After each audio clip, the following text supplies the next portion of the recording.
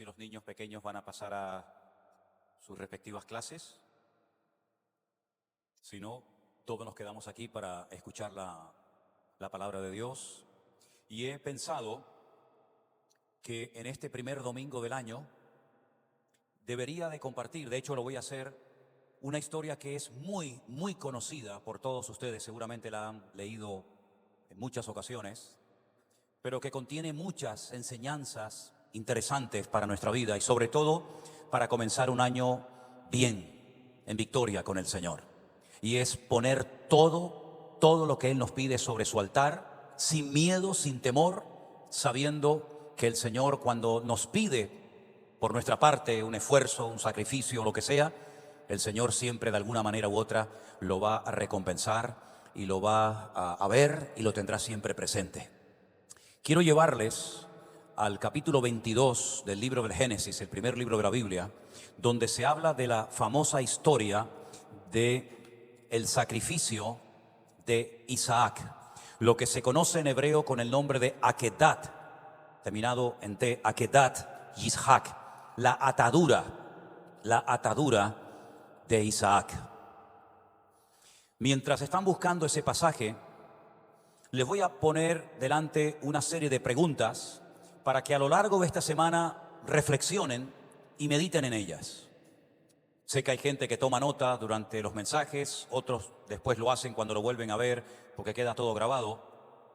Y la primera pregunta que nos deberíamos de hacer es: ¿por qué a estas alturas de la vida de este hombre, que ya había demostrado en otras ocasiones su amor, su obediencia, su fe, su fidelidad a Dios, por qué Dios tiene que volver a probarlo? Si ya estaba bien claro que Abraham era un grandísimo hombre de Dios, ya había sido llamado el amigo de Dios, ¿para qué volver a probarlo otra vez? Y además de esta forma tan tremenda, pidiéndole nada más y nada menos que sacrificar a su hijo. ¿Por qué Dios le dice que se tiene que ir de donde vive, al sur de Israel, la ciudad de Beersheba, hasta Jerusalén, donde se encuentra el monte Moriah, para sacrificar a su hijo Isaac? ¿No lo podía sacrificar cerca de su casa? ¿No había hecho otros sacrificios y otros holocaustos Abraham en Beersheba? Claro que sí. ¿Por qué tener que viajar 72 horas, 3 días de ida y 3 días de vuelta para ofrecer un sacrificio y más en ese lugar? Repito, ¿no podía hacerlo cerca de su casa? ¿Por qué le pide que sacrifique a su hijo Isaac y no a Ismael? ¿O a Sara? O incluso él mismo presentarse como sacrificio delante de Dios. ¿Por qué se lleva a Abraham a unos siervos durante esos 3 días de viaje para después decirles quédense aquí? ¿Por qué no se los lleva como testigos al monte Moriah para que vean y oigan lo que allí Dios va a decir y hablar? ¿Por qué les dice esperen aquí hasta que nosotros vayamos, adoraremos y volveremos?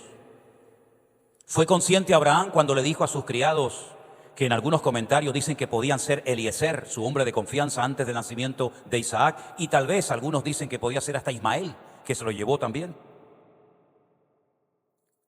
Pues, ¿por qué les dijo iremos, adoraremos y volveremos?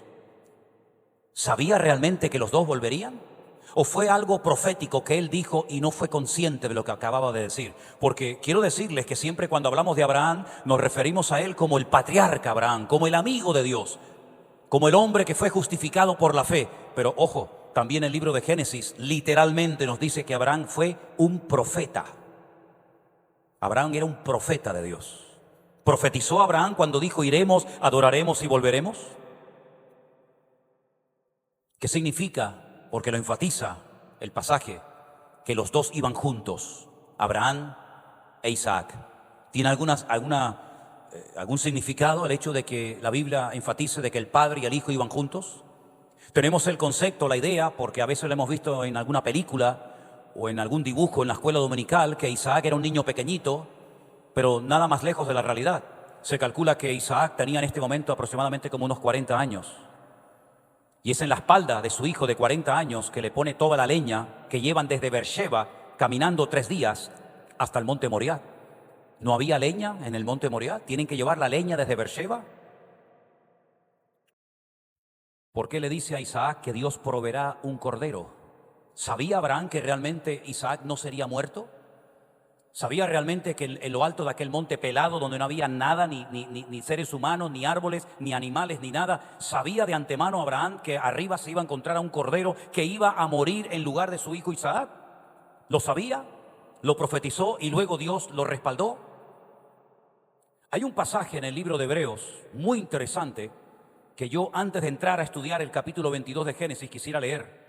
Hebreos 11, del versículo 17 al 19, son palabras tremendas y me gustaría que prestaran mucha atención, porque si no fuera por esta explicación no podríamos entender muchas de las palabras que Abraham pronunció en el capítulo 22 de Génesis. Dice que Abraham, por la fe, cuando fue probado, ofreció a Isaac el que había recibido las promesas, que era él, ofrecía a su unigénito, habiéndosele dicho: en Isaac te será llamada descendencia. Pensando, escuchen esto, porque esto fue una revelación que recibió el autor de esta carta. Esto no lo dice el Antiguo Testamento. Si esto no se hubiera escrito en el Nuevo Testamento, estas palabras no las sabríamos nunca. Pero evidentemente el Espíritu Santo le reveló, le mostró al autor de esta carta lo que a continuación nos va a contar. Pensando, Abraham, que Dios es poderoso para levantar de aún de entre los muertos, de donde en sentido figurado también le volvió a recibir. Abraham nunca vio ningún milagro. Abraham no conoció a ningún profeta que hiciera milagros. Nunca vio a un mudo hablar, ni a un paralítico levantarse, a un ciego volver a recuperar la vista, o a un muerto resucitar. Nunca lo vio, según la historia de la Biblia. Sin embargo, la Biblia dice que él tenía tanta fe en su Dios que creía que Dios se lo podía levantar de entre los muertos. Y dice que en sentido figurado casi fue lo que pasó allí. Tal vez por eso se atrevió a decirle a los dos criados o a los sirvientes que llevaba: iremos, adoraremos y volveremos. Porque ahora sabemos por qué habló así. Porque sabía que Dios, si permitía que Isaac muriera, se lo podía resucitar de entre los muertos, y sería la primera persona en toda la historia de la humanidad, que no fue así, pero sería en ese caso la primera persona que resucitara de los muertos, cuando no tenía ningún punto de referencia. Ahora sí les voy a llevar a Génesis capítulo 22, por favor. Aconteció después de estas cosas, y ahí tenemos que pararnos, porque si esto que vamos a leer ahora, dice el autor, que esto sucedió después de estas cosas, tengo que pedirles un favor, si les interesa. Tienen que leer el capítulo 20 y el capítulo 21 de Génesis, porque si no, no saben a qué cosas está haciendo referencia aquí. ¿Por qué después de lo que pasó en el capítulo 20 y en el capítulo 21, Dios prueba a Abraham? Porque lo probó después de algo que había ocurrido. No lo probó en cualquier momento de su vida, sino después de estas cosas. Y hay que saber a qué cosa se refiere. No tengo tiempo para explicársela, sino el mensaje sería muy largo y me temo que muchos se irían. Pero fue después de estas cosas que ocurrieron, lo que le pasó con su esposa, lo que le pasó con el rey Abimelech, etcétera, etcétera, que Dios decidió probar a Abraham y le dijo: Abraham, y él respondió: heme aquí. Heme aquí. Ahora, si hiciéramos una lista de todas las pruebas que Dios le hizo o le mandó a la vida de Abraham, nos quedaríamos asombrados, porque esta última prueba que le manda, que es la más grande, la más, entre comillas, difícil de cumplir, porque le está pidiendo que sacrifique a un hijo, todas las pruebas que previamente pasó le prepararon para este momento. Para los que toman nota, para los que quieren saber algunas de las pruebas por las cuales el Señor hizo pasar a Abraham antes de esta, la primera fue, sin lugar a dudas, cuando le dijo: sal de tu tierra y de tu parentela. Parece fácil, ¿no? ¿Se entiende? Sal, deja a tu padre, a tu madre, a tus amigos, renuncia a tu herencia, a tus propiedades, a tu patrimonio. Sal, déjalo todo, familia, casa, herencia, todo, y sal, y yo te mostraré un lugar donde te bendeciré y te multiplicaré. Ni siquiera sabía a dónde iba, ni por qué tenía que dejar su tierra. ¿No lo podía Dios bendecir allí? ¿Que para bendecirlo tenía que dejar esto para poder apropiarse de esto otro? Esa fue la primera prueba, y ahí empezó todo. Si no hubiera aprobado ese primer examen, todo lo demás nunca hubiera ocurrido. Nunca hubiera llegado este momento de la aquedad, de la atadura de Isaac, porque aquella fue la primera prueba, el primer examen en su vida que tuvo que aprobar, y lo aprobó, y con buena nota, porque dejó su tierra, su parentela, aunque se le pegó su padre, se le pegó su sobrino, pero salió por fe sin saber a dónde iba. Y literalmente Hebreos 11 dice, por la fe salió Abraham. ¿Cuántos dicen amén? La primera prueba. La segunda, cuando llega a Canaán, ya está en el territorio, ya está en el lugar donde Dios le había dicho que lo bendeciría. Y estando allí, ocurre algo muy significativo, y es que viene una hambruna tremenda al país y no le queda otro remedio, porque no hay agua, no hay pasto para los animales. Tiene que descender a Egipto, y allí pasa un tiempo, y cuando llega a Egipto, segunda prueba, le secuestran a la mujer. Nada más y nada menos que el faraón se enamora de su mujer y se la lleva a su palacio. Una prueba tremenda, tremenda. Pero no fue la primera vez que le secuestraron a la mujer. Después hubo una segunda vez, cuando el rey de Gerar, Abimelech, cuyo nombre significa mi padre es rey, también se enamora de su mujer y se la quita, aunque después se la devolvió y además lo recompensó con 1000 piezas de plata. Una prueba tremenda, verse de la noche a la mañana sin país, sin tierra y encima sin mujer, porque se la han secuestrado, y a ver quién se atreve a ir al faraón a protestar.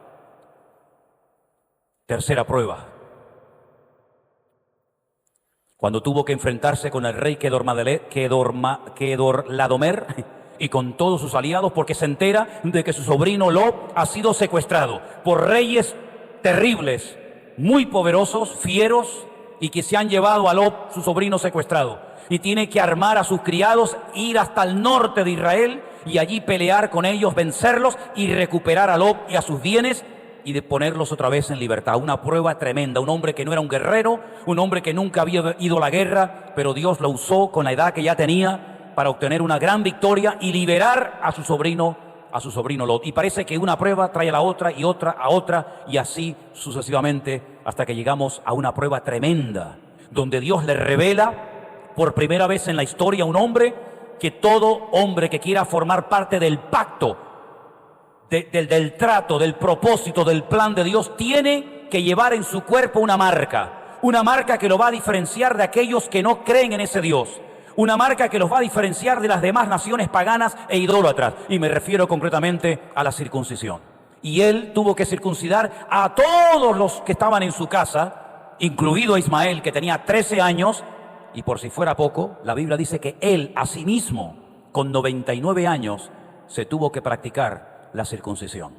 ¿Les parece una prueba insignificante? Otra prueba, cuando el Señor le dice, coge a Agar, una esclava que había traído de Egipto, porque salió de Egipto, pero Egipto se metió en su casa.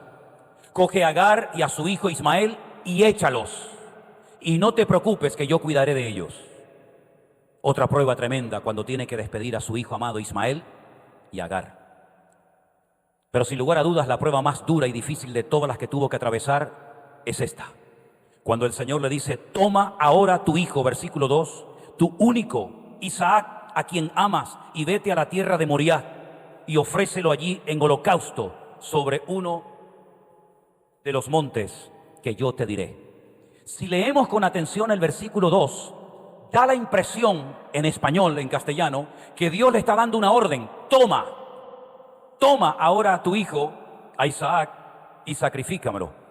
Pero no es así. Esa expresión toma es la famosa expresión que aparece en el Antiguo Testamento como kajna. Esa expresión kajna no significa toma, no es un imperativo, sino es hazme el favor de pasar por esta prueba. ¿Se dan cuenta cómo cambia el sentido del texto? Dios no tenía que probar a Abraham en absoluto, porque ya Dios sabía perfectamente cómo era el corazón y la vida de Abraham. Un hombre, repito, obediente, un hombre fiel, un hombre que es capaz de dejar su familia, su tierra, de jugarse la vida por su sobrino, de despedir a un hijo y a su madre. Por lo tanto, esta prueba como que no tiene sentido, porque Dios sabe perfectamente, antes de probarlo, que si Abraham tiene que sacrificar a Isaac, Abraham lo va a hacer. Por lo tanto, si Dios sabe que Abraham en su corazón y después en la realidad va a ser capaz de sacrificar a su hijo Isaac, ¿para qué lo prueba? Es que el sentido de la palabra toma, kajna, no es un imperativo, no es una orden, sino es un favor que Dios le está pidiendo a su amigo Abraham. Por favor, Abraham, acepta esta prueba que yo quiero mandar ahora a tu vida. ¿Se dan cuenta cómo cambia el sentido de la palabra? Na, en hebreo, es la palabra por favor, en hebreo bíblico. En hebreo moderno sería bebakashá. Pero na es por favor, por favor. Dios pidiéndole un favor a su amigo Abraham, por favor, acéptala. Y claro, lógicamente Abraham, un hombre obediente, aceptó la prueba. ¿Qué es lo que Dios quería demostrar con esto? Porque no es una prueba para que Dios saque conclusiones. Ya Dios tiene las conclusiones de Abraham bien claras. Miren, lo que Dios está dando a entender aquí es: Abraham, acepta esta prueba durísima en tu vida para tapar la boca de todos aquellos que no entienden por qué yo te bendigo tanto. ¿Lo habéis entendido? Acepta esta prueba, por favor, Abraham, para que todo el mundo sepa por qué yo te he llamado mi amigo, por qué yo me fío tanto de ti y por qué yo te saqué de una tierra tan idólatra como donde tú vivías, la tierra de Nimrod, la tierra de Semiramis, la cuna de toda la idolatría y de toda la brujería de la historia. Yo te saqué de allí y te traje a esta tierra y te voy a regalar un país y tu descendencia será numerosísima y serás padre de multitudes. Para tapar todas esas bocas, para tapar todos esos comentarios, por favor, acepta esta prueba que mando a tu vida. Es increíble el trato de Dios con Abraham. La verdad es que me deja sorprendido cómo Abraham acepta lo que Dios le pide, el favor que Dios le está pidiendo a Abraham, su siervo. Y entonces Abraham, dice la Biblia, que lo acepta. Y cuando le dice el Señor, ofrécelo allí sobre un altar, ofrécelo en holocausto, le está diciendo, súbelo. Olá es subir. Es una ofrenda que tiene que subir delante de Dios y tiene que marcar en el mundo espiritual a partir de ese día un antes y un después. Porque esta va a ser la prueba y va a ser el cuadro gráfico más claro en toda la historia bíblica de cómo tiempo más tarde otro hijo subirá a un monte muy cercano a ese, y ese día se va a cumplir lo que aquí al final no se llevó a cabo, porque Dios dio una contraorden. Dios dijo, no lo hagas. Y después vamos a ver por qué sucedió eso. Ahora, lo que me llama mucho la atención es que las explicaciones cuando tuvo que expulsar a Agar y a Ismael fueron extensas, y Dios le dio una explicación de por qué los tenía que expulsar. Pero cuando Dios le pide a Abraham que sacrifique a su hijo, que se pegue 3 días caminando hasta el monte Moriah y otros 3 días de vuelta, no le da ninguna explicación, sino simplemente le dice, tómatelo y llévatelo y lo levantas, lo ofreces en sacrificio delante de mi presencia. Lo que me llama muchísimo la atención también es la actitud de Isaac. Porque Isaac, como acabo de decir, no era un niñito de 13, 14 años o de 8 años, sino era un hombre hecho y derecho de 40 años, que se despide de su madre. Y su madre, si leen el capítulo siguiente, cuando él regresa del monte Moriah, ya está muerta. Nunca más Sara volvió a ver a Isaac, e Isaac nunca más volvió a ver a su madre Sara. Y como el libro del Génesis está en un orden cronológico, la mayoría de los comentaristas dicen que Sara, que no era tonta, que sabía perfectamente quién iba a morir ese día en ese altar, murió de tristeza y murió de pena. Y por eso cuando Isaac viene, se da cuenta de que su madre ha muerto, y él también entra en lo que llamaríamos hoy en día una especie de depresión. Y se iba al campo, se iba junto a unos pozos donde oraba y esperaba que Dios restaurara su vida y restauraba su alma. No opuso ninguna resistencia a su padre, sino que cuando dice la Biblia que iban juntos, el padre sabía lo que tenía que hacer con su hijo y el hijo sabía lo que tenía que hacer como hijo sometido a su padre. Solamente habló una vez, por lo menos según la Biblia, cómo tuvieron que ser esas largas noches bajo la luz de la luna o de las estrellas, horas y horas sin hablar, delante de un fuego, sabiendo Abraham la prueba tan grande que Dios le ha pedido por favor que acepte, y sabiendo también en lo más profundo de su corazón Isaac que él va a ser la víctima. Solamente habla Isaac una vez en todo ese largo viaje. Padre, veo que has cogido el cuchillo, lo has afilado, yo llevo a mis espaldas la leña, veo que llevas el fuego, todo está preparado y dispuesto, pero aquí falta algo muy importante, y es el cordero, la víctima. ¿Dónde está el cordero? ¿Dónde está el animal? Porque no era la primera vez que Isaac iría con su padre a ofrecer un sacrificio al Señor. Él sabía cómo se hacían los sacrificios. Ya Dios se lo había enseñado a Adán y a Eva, y Abel lo entendió perfectamente. Cuando el Señor, o cuando Dios le dice a Abraham, sacrifícame a tu hijo, entonces el padre le dice a su hijo, el Señor proveerá. El Señor suplirá lo que tú dices que no hay. Entonces ya se acabaron las conversaciones, porque Isaac acepta perfectamente que él va a ser la víctima. Y él se deja atar, y él se deja poner encima de un altar, que siempre me he preguntado si Isaac estaba tan compenetrado con su padre. Si él sabía que él ese día iba a ser la víctima, ¿para qué lo ata? ¿Para qué lo amarra? Si él no se va a escapar, si él no se va a resistir, pero todo tenía que hacerse según la norma y según lo establecido, ¿verdad? Otra cosa que me llama mucho la atención son las palabras de Abraham, cuando le dice que en este monte Dios proveerá. Pero realmente no es lo que dice el texto original, porque Jehová Jireh, que siempre se dice, no, Dios proveerá, Jireh no significa proveer, Jireh significa observar, ver y escoger. Es decir, en este lugar Dios vio lo que aquí pasó.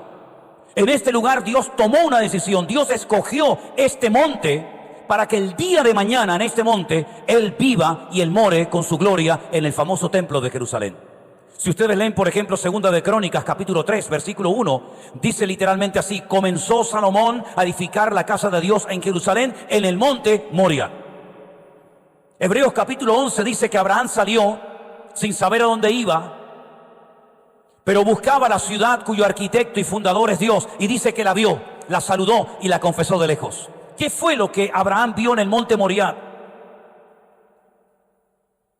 Hay un cuadro en Jerusalén, en el Museo del Templo, muy interesante. Entrando a mano izquierda hay un cuadro enorme donde se ve una pintura de un altar, y encima del altar se ve supuestamente a Isaac amarrado, Abraham con su puñal en alto, dispuesto a hundirlo sobre su hijo. Y cuando él mira al cielo, él ve un edificio de oro, y vio que en algún momento de la historia, en ese lugar, se levantaría un templo, el famoso templo de Jerusalén, donde Dios pondría su gloria durante más de 400 años, hasta que fue destruido por el rey Nabucodonosor. Y fue en aquel lugar donde no solamente Dios le mostró su gloria, sino donde él oyó la voz del ángel de Jehová. Si leemos a partir del versículo 1, el que le habló al Señor fue Dios, y aparece el nombre propio de Dios. Pero cuando él es detenido y el Señor le dice que no lo haga, en el versículo 11 dice, entonces, no dice Jehová, sino dice el ángel de Jehová, le dio voces desde el cielo y le dijo: Abraham, Abraham. Y él respondió: heme aquí, no extiendas tu mano sobre el muchacho, ni le hagas nada. El ángel de Jehová, aunque en este momento esté en minúscula, que eso es lo de menos, porque el tema de las mayúsculas o de las minúsculas no existe en hebreo, solamente en castellano. Aunque en ese momento, en este texto, la palabra ángel está en minúscula, no les quepa a ustedes la menor duda que el que lo detuvo, el que le dijo no lo haga, fue el mismísimo Señor Jesucristo, el enviado del Padre, el ángel de Dios, el que le dijo alto, no lo hagas, porque él sabía que el que tenía que morir como cordero de Dios, que quita el pecado del mundo, no era Isaac, sino era el mismo, que siglos más tarde él subiría a un monte muy cerca de allí, el monte Calvario, el monte de la Calavera o el Gólgota, es lo mismo pero en 3 idiomas diferentes, y él tendría que sufrir la muerte expiatoria por la raza humana. Pero ese día no habló el Padre deteniendo el martirio, sino que así como terminó en victoria y no en tragedia la aquedad, la atadura de Isaac, ese día en el monte Calvario aquello terminó en una tragedia tremenda. Pero al mismo tiempo sabemos que fue la victoria más contundente que Dios jamás ha infringido contra el diablo, porque ese día fue vencido con herida de muerte. Este es el cuadro más hermoso de toda la Biblia sobre la crucifixión de Cristo, el Mesías, miles de años más tarde. Pero si os dais cuenta en el versículo 3, los verbos que aparecen son muy interesantes. Se levantó, enalbardó, tomó, cortó, se levantó, se fue. Todo lo que Dios nos muestra en este versículo, todo lo hizo Abraham en primera persona. Él se levanta temprano en la mañana, no espera al mediodía, sino se levanta de madrugada, aún no amanecido. Dice que madrugó, dice el texto original, madrugó, aunque aquí dice que se levantó muy de mañana. Él fue el que aparejó, el que enalbardó el asno, cosa que tenían que hacer los criados para su amo, pero ese día él lo hizo. Él tomó a sus siervos, él dijo, tú y tú, vengan conmigo. Él fue el que cortó la leña. No tenía que cortar la leña Abraham, para eso tenía cientos y cientos de criados. Pero sin embargo él dice, no, yo hoy corto la leña, un trabajo tremendo. Él se levanta, él va al lugar donde Dios le dice. Porque él sabe perfectamente que Dios le está tratando de mostrar algo a él y al mundo que a lo largo de la historia siempre quedará en la retina, en la memoria, en el mundo espiritual. Es en ese lugar, en esa piedra, donde Abraham subió con Isaac a sacrificarlo, donde hoy en día los musulmanes han construido alrededor, hace siglos, un monumento, digamos, no es una mezquita, es como un monumento, la famosa mezquita de Omar, donde antiguamente se podía entrar y a verla, pero donde hoy en día no dejan a veces ni siquiera subir. Y dicen los judíos que ese fue el lugar, el centro del mundo, el centro geográfico del mundo, desde donde Dios creó el jardín del Edén y todas las demás cosas. Cuando Dios nos muestra en su palabra las palabras proféticas de Abraham, a mí me llaman muchísimo la atención cuando él le dice a sus criados, verso 5, iremos allí, adoraremos y volveremos a vosotros. Abraham en lo profundo de su corazón conocía a Dios. Él sabía perfectamente que aquí hay algo extraño, que yo no entiendo. No termino de captar, probablemente diría Abraham, pero yo me fío de mi Dios. Porque Él me sacó de una tierra de bárbaros. Él me sacó de un lugar de salvajes, donde sacrificaban niños, mujeres, personas, víctimas inocentes. Y ahora mi Dios, que lo conozco y le llevo sirviendo durante años, que me ha mostrado tanto su fidelidad y su poder, a pesar de mi avanzada edad, a pesar de mis limitaciones como ser humano, seguramente esas luchas privadas, personales, que no expresa Abraham, sabía perfectamente que Dios no iba a permitir que él sacrificara a su hijo, porque además sacrificar a su hijo significaba renunciar al futuro. Porque una de las preocupaciones que siempre tuvo Abraham es que no tenía descendencia, no tenía prole. Y él decía, Señor, me has dado riqueza, me has dado oveja, me has dado camello, me has dado de todo, pero cuando yo muera, ¿quién se va a quedar con todo esto? Mi criado Eliezer, el damasceno, y el Señor le dijo, no. Tú vas a ser padre de multitudes y vas a tener un hijo, y ese hijo va a ser tu heredero. Si él mata a Isaac, corta su futuro. Pero Abraham está dispuesto a ir en contra de sus sentimientos, en contra de sus emociones, en contra de sus intereses personales, e incluso renunciar a su futuro por amor a Dios. Ahora nos preguntamos, ¿tenemos fe nosotros como la de Abraham? Seguro que no. Fe seguro que tenemos, pero la fe de Abraham, amigo, la fe de Abraham es algo tremendo.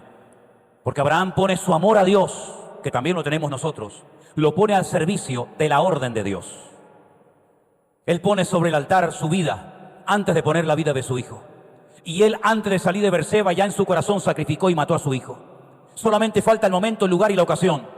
Pero Abraham ya en su corazón ha tomado la decisión de eliminar a su hijo, porque él sabe perfectamente que si su Dios le ha dicho, pasa esta prueba, tal vez tú no lo entiendas, pero en su momento la entenderás.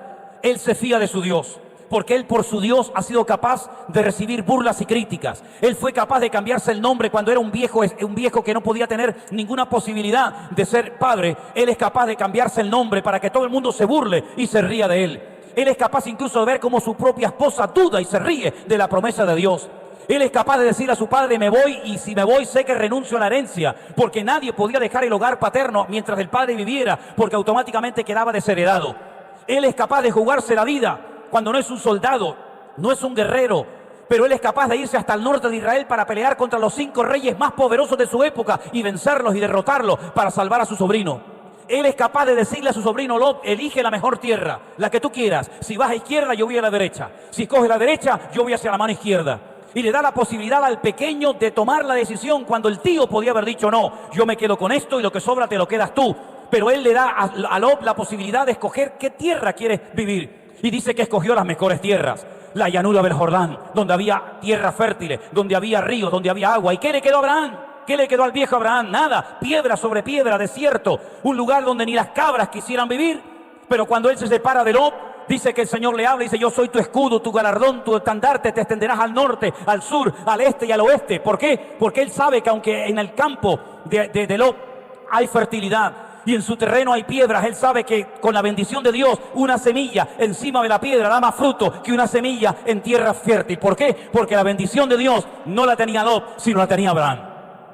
Él sabe perfectamente, él conoce a Dios, él es el amigo de Dios.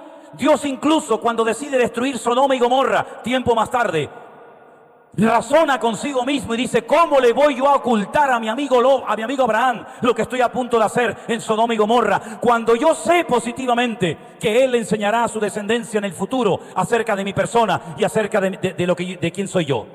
En otras palabras, Abraham es un hombre extraordinario, es un hombre que ha demostrado su amor, su fidelidad, su obediencia al Señor, pero él acata esta prueba, porque él sabe que detrás de esta prueba hay un propósito. Y detrás de cada prueba que Dios nos permita pasar en esta vida, hay un propósito. Lo importante es mantener sano y limpio el corazón.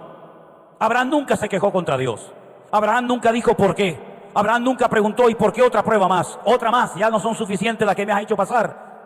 Lo he tenido que dejar todo, he abandonado todo en esta vida y ahora con la edad que tengo, otra prueba más y ahora más difícil todavía. Nunca vas a encontrar en Abraham una actitud de queja, de mal humor. Abraham es una persona dócil porque él sabe que obedecer a Dios es garantía de vida. ¿Cuántos dicen amén? Más adelante, cuando por fin el Señor detiene a Abraham y le dice que no lo haga, es en aquel lugar donde Dios le vuelve a recordar y a jurar por sí mismo que va a ser un hombre bendecido, que va a ser un hombre próspero y que su descendencia será más numerosa que la arena del desierto o las estrellas del cielo. Pero se lo dijo después de la prueba. No se lo dijo antes. Si me obedeces te voy a dar esto, esto y aquello. Como muchos padres que parece que tienen que sobornar y comprar a sus hijos para que le obedezcan. Si te portas bien te regalo una bicicleta.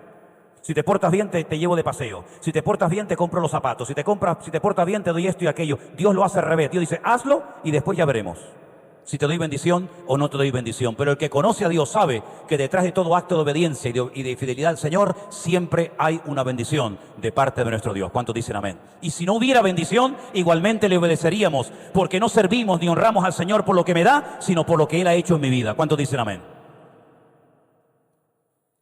Al tercer día Abraham alzó sus ojos y vio el lugar de lejos.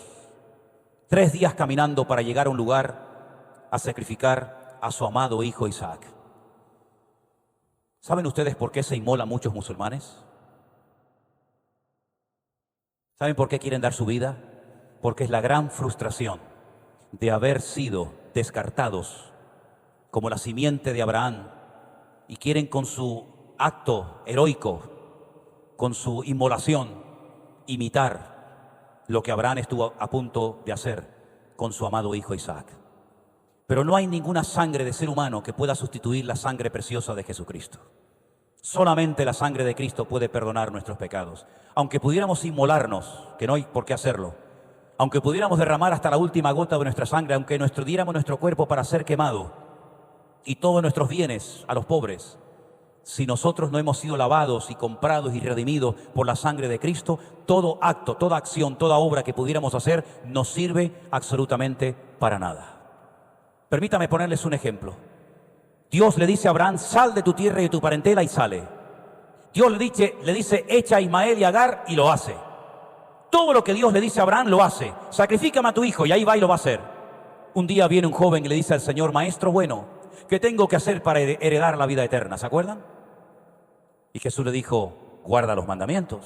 Y le dijo, todo esto lo he guardado desde mi juventud. Y Jesús le dijo, pero te falta una cosa. Una cosa. No le dice, ve y mata a tu padre. No le dice, ve e inmólate. Sino le dice, vende todo lo que tienes, dáselo a los pobres y ven y me sigues. Y dice que se fue muy triste. Qué diferencia, ¿verdad?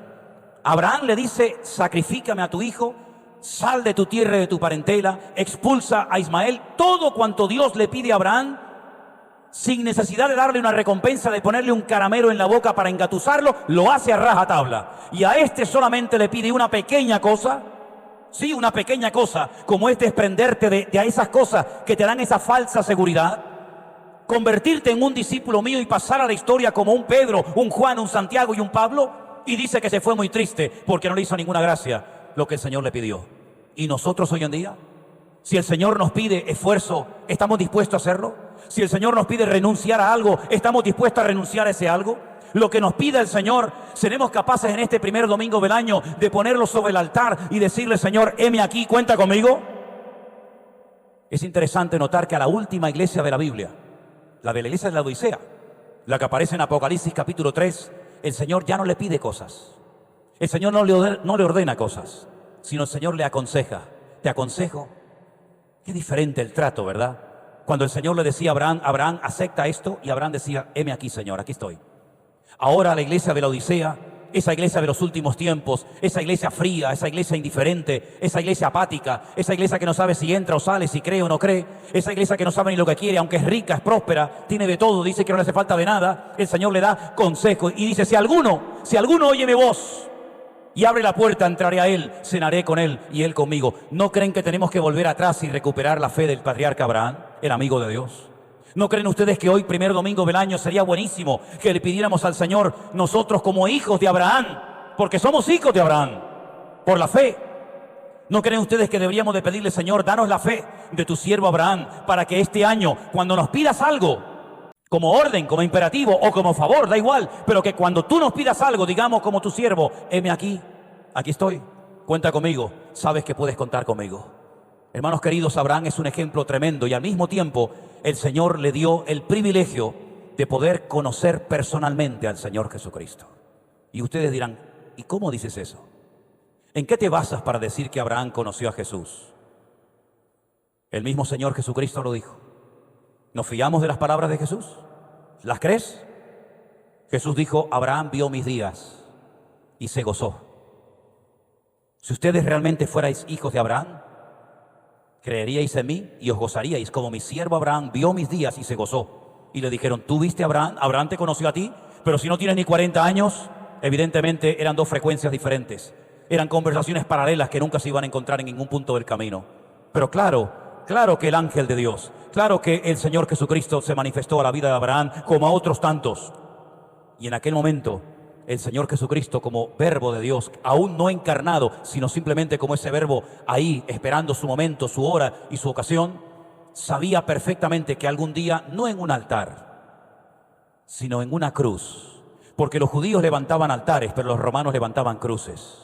Y al fin y al cabo el altar, pues hombre, te podías acostar, podías estar en cierto sentido cómodo, pero la cruz era lo más incómodo que te podías imaginar y lo más cruel y humillante.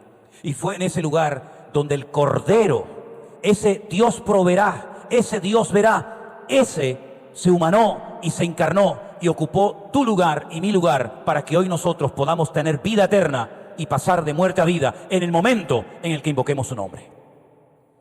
Quiero que cerremos nuestros ojos en esta noche, en este primer domingo del año, cuando hemos recordado su muerte y su resurrección hace un instante con el pan y con el vino.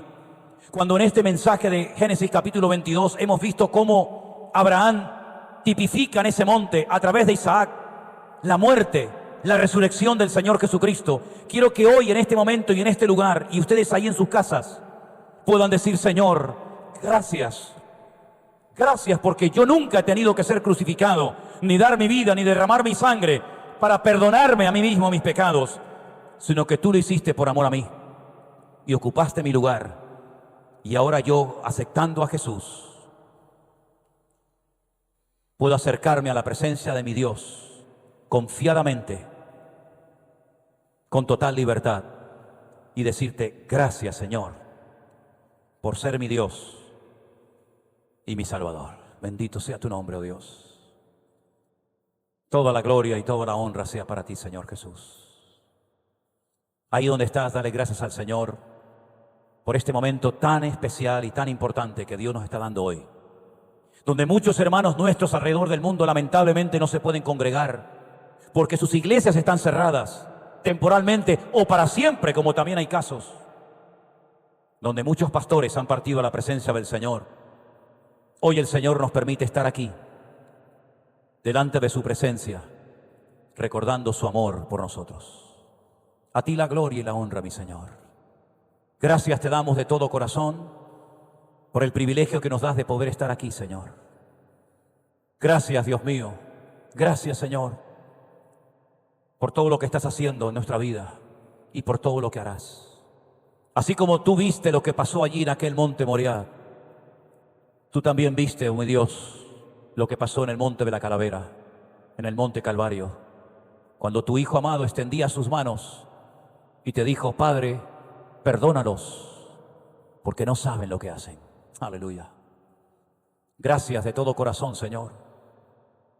Gracias, oh Dios, de todo corazón, por tanto amor y por tanta misericordia. Queremos poner sobre el altar toda nuestra vida. Queremos poner sobre el altar todo lo que somos y tenemos y ponerlo a tu disposición, a tu servicio. Vemos en tu siervo Abraham cómo ese hombre te amó con todo su corazón, con toda su alma y con todas sus fuerzas. Y es como nosotros también te queremos amar a ti, Señor. Con todo nuestro corazón, con toda nuestra alma y con todas nuestras fuerzas, amar a Dios por encima de todo. Por encima de hijos, de padre, de madre, de familia, de herencia, por encima hasta de nosotros mismos. Te amamos a ti y queremos servirte y honrarte todos los días de nuestra vida. En el nombre de tu amado Hijo Jesús. Amén y amén. Gloria a Dios. Nos ponemos de pie, queridos hermanos. Cantamos esta alabanza a nuestro Dios. Adoramos al Rey de Reyes y al Señor de los Señores. Y nos preparamos.